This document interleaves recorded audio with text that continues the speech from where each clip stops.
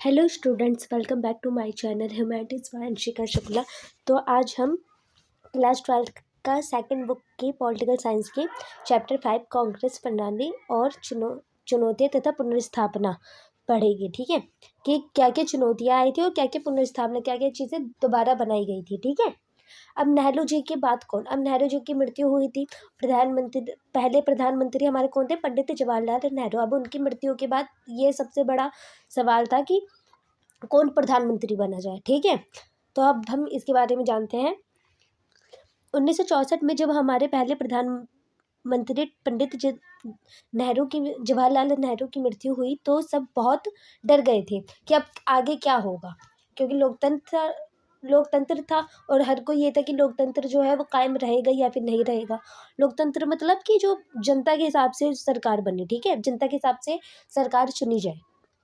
लोगों को चिंता थी कि क्या नेहरू जी के बाद भारत में लोकतंत्र, जहां जनता अपना नेता चुनती है, वह बचा रहेगा या फिर सेना राज करेगी। ठीक है, लेकिन सब कुछ बहुत शांति से हुआ था और लाल बहादुर शास्त्री जो है वो हमारे सेकंड प्रधानमंत्री बने थे, मतलब उसके बाद जो नया प्रधानमंत्री बना। शास्त्री जी बहुत ही ईमानदार और सीधे साधे इंसान थे, इसलिए सारी जो भारत की जो जनता थी उनकी शास्त्री जी पर उन पे भरोसा था और उन्होंने जय जय जवान और जय किसान का नारा भी दिया था। ये एमसीक्यू में भी आता है। ठीक है, क्योंकि तब देश में खाने की कमी थी और खाने की कृषि कौन करता है? किसान करते हैं, है ना। इसलिए इन्होंने जय जवान जय किसान का नारा दिया था। पाकिस्तान से लड़ाई भी चल रही थी। अब देखो, अब 1964 की बात हो रही है। शास्त्री जी सिर्फ 2 साल प्रधानमंत्री रहे और 1966 में ताशकंद में उनकी अचानक मृत्यु हो गई। अब कैसे हुई थी ये तो पता चला नहीं है, लेकिन अचानक हुई थी, मतलब ताशकंद जगह पे हुई थी। कब हुई थी? 1966 में। अब इंदिरा गांधी का प्रधानमंत्री बनना। इंदिरा गांधी कौन थी?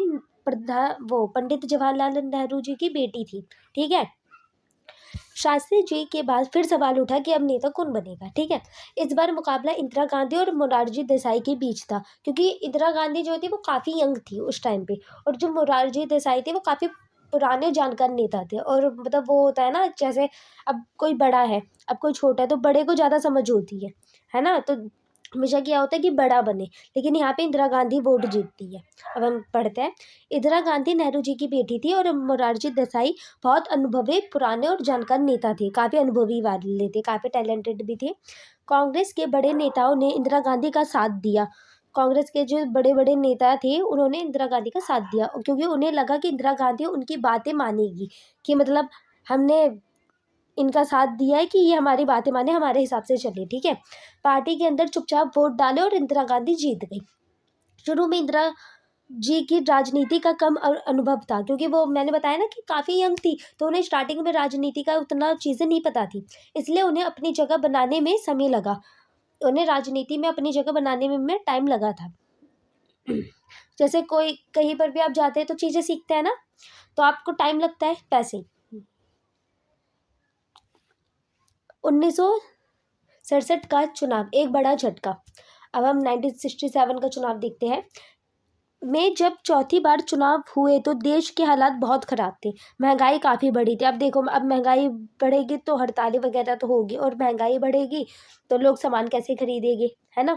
सरकार ने रुपए की कीमत कम कर दी। पहले $1 5 रुपये का था, है ना, अब 7 का हो गया, जिससे लोग गुस्सा था। अब जनता तो भड़केगी ही, क्योंकि सामान हर की अब कोई भी है, जैसे अब तेल की कीमत है वो 30 है और मानो 90 हो जाए अचानक से। अब ये तो हर जगह यूज़ होता है ना। और नमक की कीमत बढ़ जाए तो हर जगह ये सारी चीज़ें यूज़ होती है, तो जनता तो भड़केगी ना इन सारी चीज़ों पे कि इनका दाम इतना क्यों बढ़ाया गया है। इस चुनाव के नेताजी को राजनीतिक भूकंप कहा गया, क्योंकि कांग्रेस को बहुत बड़ा झटका लगा था। देश के 9 राज्यों में कांग्रेस अपनी सरकार नहीं बना पाई। कांग्रेस 9 राज्यों में अपनी सरकार नहीं बना पाई थी, इसलिए राजनीतिक भूकंप कहा जाता है। देश के 9 कांग्रेस केंद्र में जैसे तैसे जीत गई, उसे बहुत कम सीटें मिली और उसके कई बड़े नेता चुनाव हार गए। कांग्रेस के काफ़ी जो नेता थे वो चुनाव हार चुके थे। गैर कांग्रेसवाद, सबका कांग्रेस के खिलाफ होना, हर कोई कांग्रेस के खिलाफ हो गया था। विपक्षी पार्टियों ने देखा कि कांग्रेस को हराया जा सकता है अगर वह सब मिल जाए। अब कोई भी एक चीज़ है, अब उसको 50 लोग मिल जाए तो 50 लोग मिल के हरा तो देगी। डॉक्टर राम मनोहर लोहिया ने एक नई सोच दी कि जिसे गैर कांग्रेसवाद कहा गया। अब किसने सोच दी थी? डॉक्टर राम मनोहर लोहिया ने। उनका कहना था कि कांग्रेस का राज गरीबों के खिलाफ है, इसलिए सबको मिलकर उसे हटाना चाहिए। अब कोई भी चीज़ अगर एक पे ही दिया जाए, अगर हमारी कोई सरकार बनती है, ठीक है, अब वो एक चीज़ पे ही सबसे ज़्यादा दे रही है, जैसे उद्योग पे ही दे रही है, अब किसानों को इग्नोर कर दे, या फिर सेवा सेक्टर वाले जो लोग होते हैं, टीचर्स वगैरह, अब उन्हें इग्नोर कर दे, तो ये सब जनता तो भड़क ही जाएगी। तो ऐसे ही हुआ उस टाइम पे। अब उन्हें किस लिए भड़काया गया कि ये तो सिर्फ उस पे ही ध्यान दे रही है, गरीबों पे, हर हर किसी पे ध्यान नहीं दे रही, इसलिए जनता भी भड़की थी। जो पार्टियां एक दूसरे को पसंद नहीं करती थी, उन्होंने भी हाथ मिला लिए ताकि कांग्रेस के वोट ना बटे, कि कांग्रेस को वोट ना जाए। गठबंधन आया आया राम और गया राम।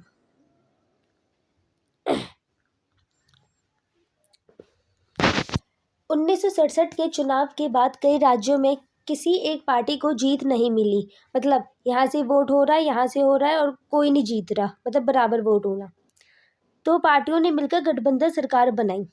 इसी समय दल बदल शुरू हुआ। इसका मतलब एक पार्टी से जीतना और फिर उसे छोड़कर दूसरी पार्टी में चले जाना। एक पार्टी से हम जीत गए तो हम दूसरे पार्टी में चले गए। हरियाणा के एक विधायक गयालाल ने तो 15 दिन में 3 बार अपनी पार्टी बदल दी। तो ये बहुत वो है, और ये वाला क्वेश्चन आता भी है। इन्हीं के नाम पर आया राम और गया राम की बात मशहूर हो गई, जिसका मतलब था बार बार पार्टी बदलना। कि आप कोई भी, जैसे अब वोट देने जा रहे हैं ना, अब आपने सोचा हम बीजेपी वालों को देंगे, बीजेपी वालों को दिए, फिर आपने किसी और को दिया, ऐसे में था। कांग्रेस पार्टी का टूटना, सिंडिकेट बनाम इंदिरा। कांग्रेस के अंदर पुराने और ताकतवर नेताओं का एक ग्रुप था, जिसे सिंडिकेट कहा जाता था। सिंडिकेट का मतलब क्या था? जहाँ पावरफुल नेता थे। सिंडिकेट चाहता था कि इंदिरा गांधी उनके कहने पर चलेगी। इंदिरा गांधी को मतलब प्रधानमंत्री तो बना दिया गया था, लेकिन क्या था कि जो इसके जो नेताएं हैं, वो इंदिरा गांधी उनके हिसाब से ही चले। मतलब हमने आपको चीज़ सक्सेसफुल बना दी है, लेकिन आपको चलना हमारे हिसाब से ही है। लेकिन इंदिरा गांधी ने अपनी अलग राह चुनी।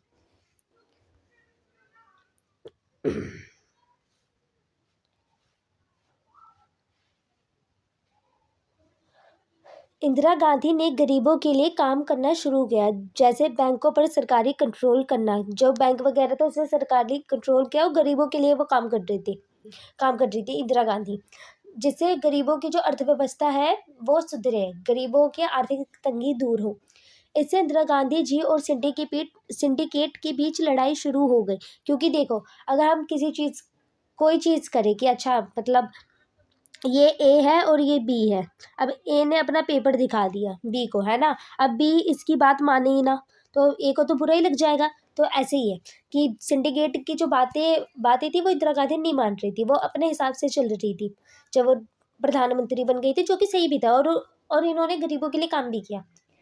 लेकिन जो सिंडिकेट थे, जहाँ पे पावरफुल नेताएं थे, वो लोग इंदिरा गांधी और सब नाराज होने लगे, और इन दोनों की लड़ाइयाँ चलने लग गई। और पार्टी दो हिस्सों में बंटने की कगार पर आ गई, कि मतलब सिंडिकेट अलग हो जाए और इंदिरा गांधी का अलग। 1969 का राष्ट्रपति के लिए जब राष्ट्रपति का चुनाव हुआ, तो सिंडिकेट के संजीव रेड्डी को उम्मीदवार बनाया, लेकिन इंदिरा गांधी उनके खिलाफ थी, क्योंकि सिंडिकेट के थे, और सिंडिकेट से इंदिरा गांधी की लड़ाई चल रही थी। इंदिरा गांधी ने वीवी गिरी का साथ दिया, और नेताओं से कहा कि अपने मन की आवाज़ सुनकर वोट दे। कि जो नेता वगैरह थे, उनसे ये कहा गया था कि अपने मन की आवाज़ सुने, कि मतलब तुम्हें जो सही लगता है आप उनको वोट दीजिए, ये नहीं कि जो सिंडिकेट वाले कह रहे हैं आप उनके हिसाब से वोट दीजिए। वीवी गिरी वीवी गिरी जीत गए, जिसे सिंडिकेट हार गया, और कांग्रेस पार्टी दो टुकड़ों में टूट गई। अब सिंडिकेट अलग हो गए थे, और जो इंदिरा गांधी का था वो अलग हो गए। पुरानी कांग्रेस और नई कांग्रेस, मतलब पुरानी कांग्रेस मतलब सिंडिकेट, नई कांग्रेस मतलब इंदिरा गांधी में ये नाम दिया गया था।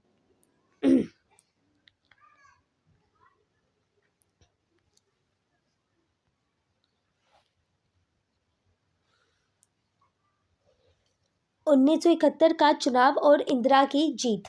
अब 1971 में इंदिरा जी की जीत हुई थी, इंदिरा गांधी की। 1971 के चुनाव में विपक्ष ने मिलकर एक बड़ा गुट बनाया जिसे ग्रैंड अलायंस कहा गया। जो गुट बनाया गया था इसे क्या कहा था? Grand alliance. और ये बनाया किसने था? उन चुनाव में विपक्ष ने मिलकर, विपक्ष मतलब दूसरी, जैसे ये इंदिरा गांधी की पार्टी है ना, और ये विपक्ष है कि मतलब हम इसके पक्ष में नहीं है। अब इसने एक पार्टी बनाई थी, उसका नाम ही ग्रैंड अलायंस था। विपक्ष ने नारा दिया इंदिरा हटाओ, लेकिन इंदिरा ने नारा दिया गरीबी हटाओ। अब देखो कितना फर्क है इन दोनों के नारा में। इंदिरा गांधी गरीबी हटाना चाहती थी और जो ये विपक्ष का जो नारा था उनका ये था कि इंदिरा गांधी को हटाओ, इंदिरा गांधी काफी नुकसान कर रही है। लोगों को गरीबी हटाओ की बातें बहुत पसंद आई कि ये, क्योंकि जो लोकतंत्र है वो भी तो लोगों के लिए ही है। जो प्रधानमंत्री जनता के लिए काम करेगी, जनता उनको ही पसंद करती है। ये थोड़ी कि मतलब किसी ने अगर किसी के लिए भड़का दिया तो जनता उसी चीज़ के लिए हो जाती है। जनता को जहाँ फ़ायदा दिखता है जनता वही करेगी। तो जो जनता थी 1971 के टाइम पे, उन्हें इंदिरा गांधी का जो नारा था वो काफ़ी सही लगा कि गरीबी हटाओ, क्योंकि गरीबी जब भारत से हटेगी तो ये तो भारत ग्रो करेगा। लोगों को गरीब हटाओ की बातें बहुत पसंद आई और इंदिरा गांधी की पार्टी बहुत बड़ी जीत के साथ वापस आई। इनका ये जो नेता था मतलब इनका ये जो नारा था काफ़ी सक्सेसफुल हुआ। उसी समय भारत ने पाकिस्तान से युद्ध जीता और बांग्लादेश बना। बांग्लादेश फिर अलग हो गया था, बना, जिससे इंदिरा गांधी और भी ताकतवर नेता बन गई। जो इंदिरा गांधी थी और भी काफ़ी पावरफुल उस टाइम पे नेता बनी थी इसी चीज़ की वजह से। इंदिरा जी ने साबित कर दिया कि उनकी पार्टी ही असली कांग्रेस है और उन्होंने कांग्रेस को फिर से मजबूत कर दिया। जो कांग्रेस बट गई थी, पुरानी कांग्रेस नई कांग्रेस, सिंडिकेट की वजह से जो लड़ाई हुई थी, इन्होंने इस चीज़ पे साबित कर दिया था। पैसे की कीमत कम होना। 1967 के चुनाव से पहले देश की हालत इतनी खराब थी कि सरकार को रुपए की कीमत कम करनी पड़ी। मतलब इतनी खराब हालत हो गई थी, इसलिए तो था गरीबी हटाओ 1967 से पहले के लिए, क्योंकि 47 में तो भारत आज़ाद हुआ था। अब इससे पहले से ही प्लानिंग वगैरह चल रही थी, है ना। ये मैंने पहली वीडियो में समझा दिया है, तो वो वीडियो ज़रूर देखिएगा। पहले एक अमेरिका डॉलर 5 रुपये का आता था, लेकिन बाद में वह 7 रुपये का मिलने लग गया था। ऐसा अमेरिका के दबाव में करना, जिससे देश में महंगाई और बढ़ गई। अब जो अमेरिका था उसके दबाव के अंदर करना तो काफ़ी महंगाई बढ़ रही थी। चीज़ों के दाम बढ़ने से लोग सड़क पर उतर गए और बंद या हड़ताल करने लग गए, क्योंकि हड़ताल तो होगी, मैंने जैसे बताया, अगर महंगाई बढ़ेगी, जैसे नमक है उसका अब हर खाने में यूज़ हो रहा है। आप दाल खाओ, आप सब्जी खाओ, आप कुछ भी खाओ, हर जगह यूज़ हो रहा है। अब अगर उसका खर्चा 200 हो जाए तो जो गरीब है वो लोग कहाँ से अफोर्ड कर पाएंगे, तो वो लोग लड़ेगी, है ना। ऐसे कोई भी चीज़ों का जब दाम एकदम ही बढ़ता है तो लोग अफोर्ड नहीं कर पाएंगे, और लोग जब खरीद ही नहीं पाएंगे तो वो चीज़ बेचेगी ही नहीं, है ना। इसलिए अब जैसे हीरे को ही देखो, सोना चांदी कितना महंगा है तो लोग इतना थोड़ी खरीद पाते हैं। इसलिए मद्रास तमिलनाडु में हिंदी का विरोध। अब हम ये देखते हैं हिंदी का विरोध हुआ था 1967 के चुनाव में। कांग्रेस की हार का एक बड़ा कारण हिंदी भाषा का विरोध भी था, क्योंकि हिंदी भाषा का विरोध हुआ था तमिलनाडु साइड में। मद्रास के छात्र नहीं चाहते थे कि केंद्र सरकार उन पर हिंदी भाषा थोपे, क्योंकि देखिए, एक मिनट,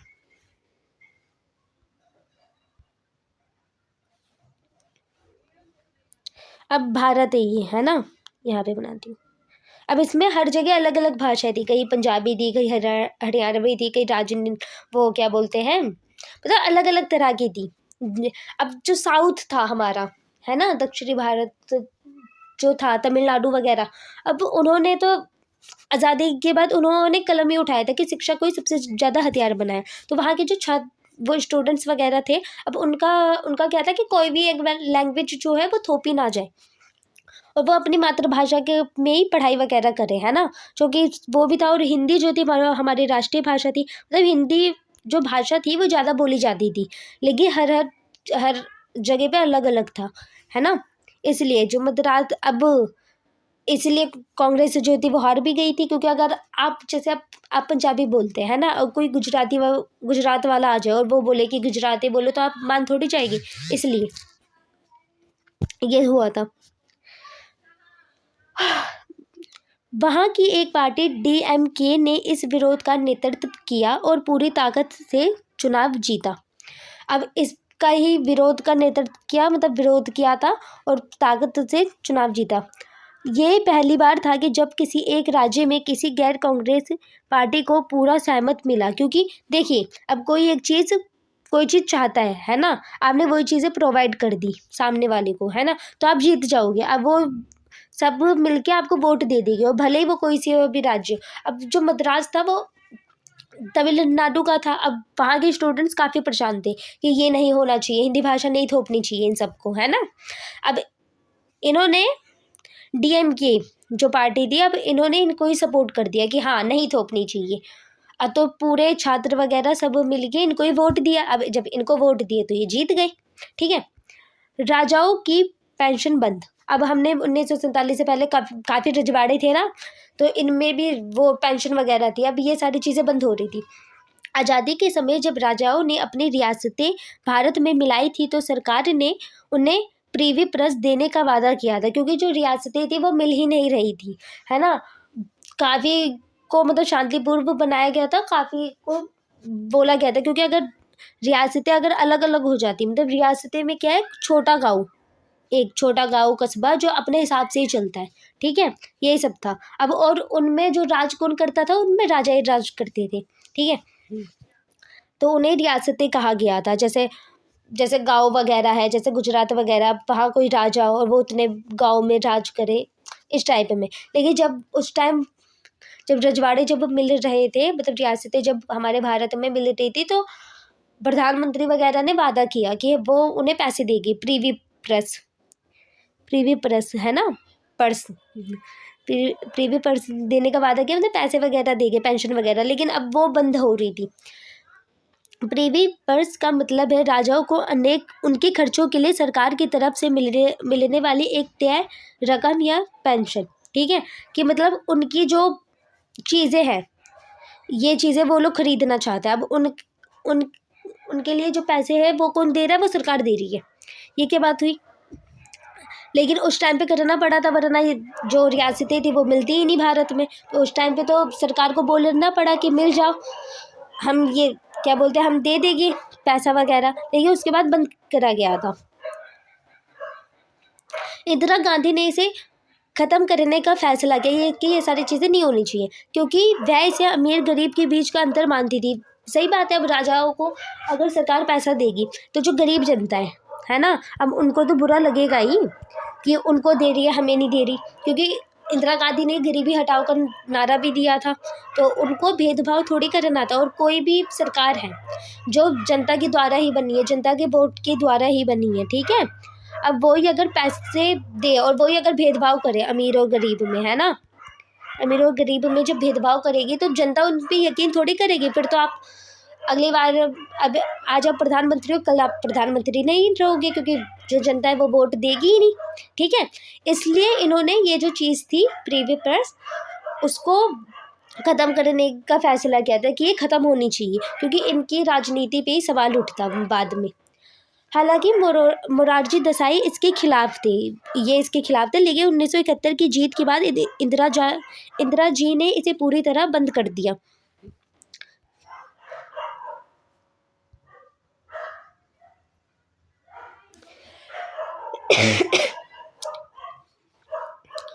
सिंडिकेट पार्टी की बड़े नेता से टक्कर। अब इंदिरा गांधी का हो गया।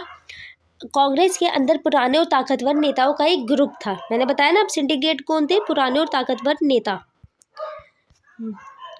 जिसे सिंडिकेट कहते थे।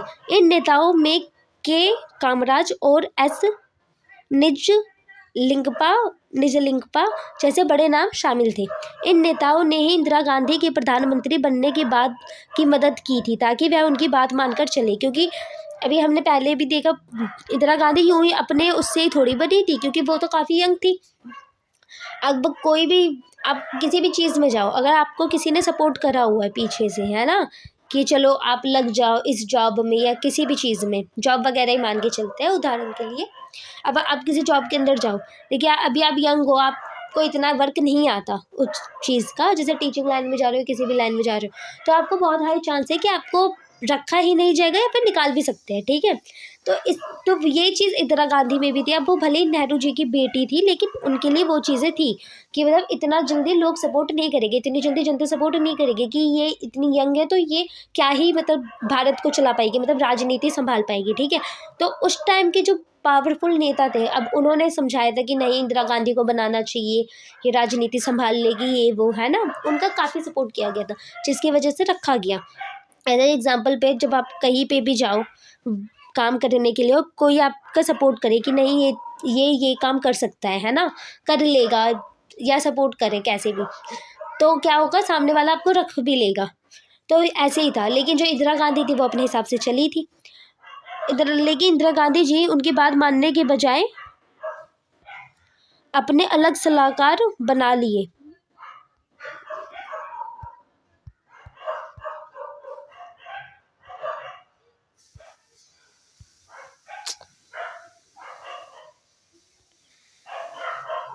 इसमें देखिए, इसमें इंदिरा गांधी ने क्या करा, अब इनको इनकी बातें इनके हिसाब से माननी चाहिए थी, है ना। अभी इन्होंने कोई चीज़ बनाई, है ना, किसी को प्रधानमंत्री बनाया, तो इनका तो मन में यही होगा ना कि आप उनकी बातें मानो। लेकिन इंदिरा गांधी एकदम ही उल्टी हो गए। अब इन्होंने अलग एडवाइजर रख लिया, अब ये उनकी बातें मानने लग गई, जिससे पार्टी में टकरार होगी। अब टकरार तो होगी और दो गुट बन गए।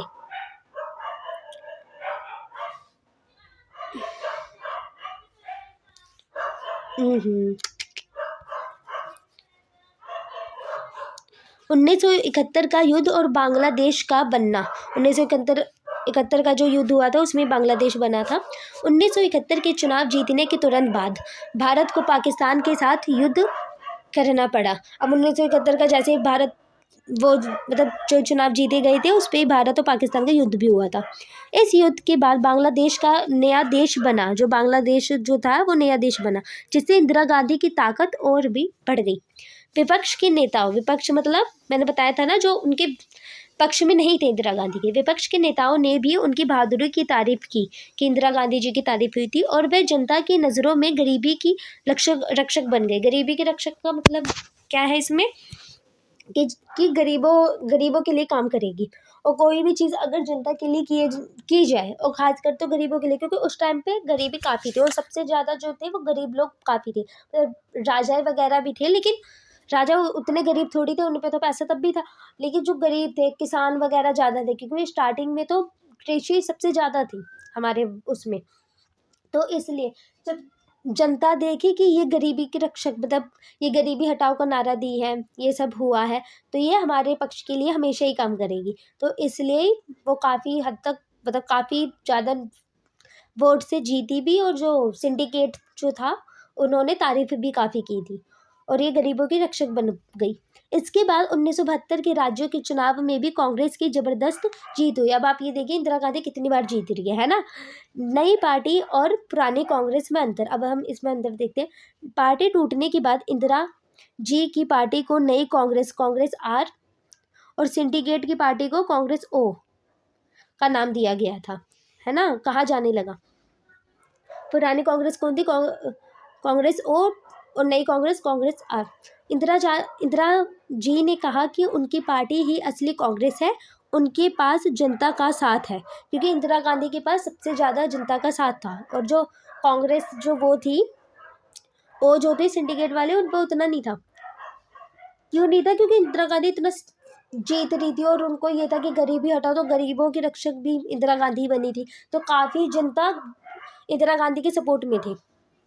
पुरानी कांग्रेस में बड़े बड़े अनुभवी नेता थे। अब जो पुरानी कांग्रेस थी, जो सिंडिकेट था हमारा, उसमें काफ़ी अनुभवी नेता थे, है ना। लेकिन चुनाव में उन्हें बहुत कम सीटें मिलती थी, बहुत ही कम सीटें मिली थी। इंदिरा गांधी को ही हर कोई सपोर्टर मानता था। इस तरह इंदिरा गांधी ने साबित कर दिया कि असली ताकत नेताओं में नहीं बल्कि जनता के समर्थन में होती है, क्योंकि जो लोकतंत्र था वो जनता के उस पे ही चलेगा, और अगर आपने जनता का दिल जीत लिया तो जनता आपको वोट देगी, और इंदिरा गांधी ने वही काम किया था, ठीक है। इसलिए सब इनके पक्ष में थे।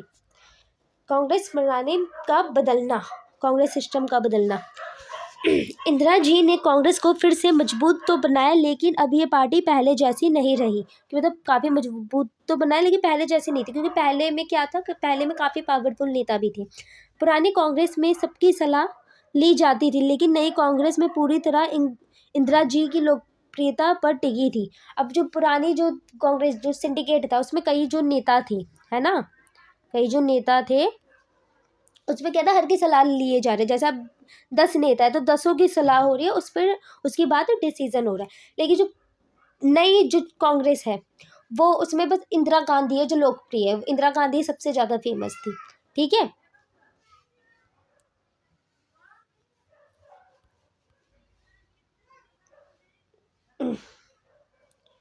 अब पार्टी के अंदर अलग अलग विचार रखने पर वालों की जगह कम हो गई थी।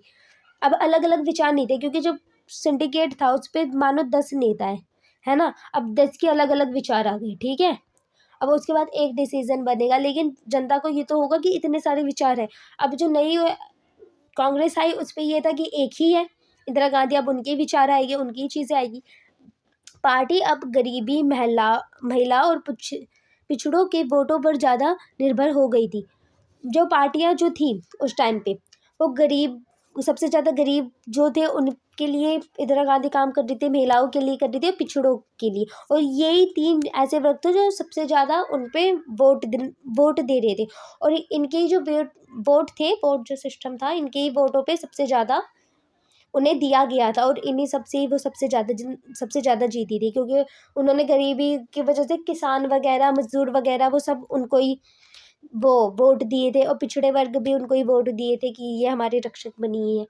ठीक है, तो इस तरह से हमने देखा कि इस चैप्टर में ये समझाया गया है कि मेन जो लोकतंत्र है, मतलब मेन जो कांग्रेस की का जो सिस्टम था उसमें ये था कि इतने प्रभावशाली नेताएं थी, लेकिन तब भी इंदिरा गांधी इतनी बार चीज़ें जीती, इसी कारण तो जीती क्योंकि वो जनता का दिल जीत चुकी थी। अगर वो जनता का दिल जीतती ही नहीं तो वो इतनी चीज़ें इतनी बार जीत ही नहीं पाती, है ना। और इसमें हमने ये भी देखा कि छात्र कि विरोध कैसे हुआ था, छात्रों ने तमिलनाडु में विरोध किया।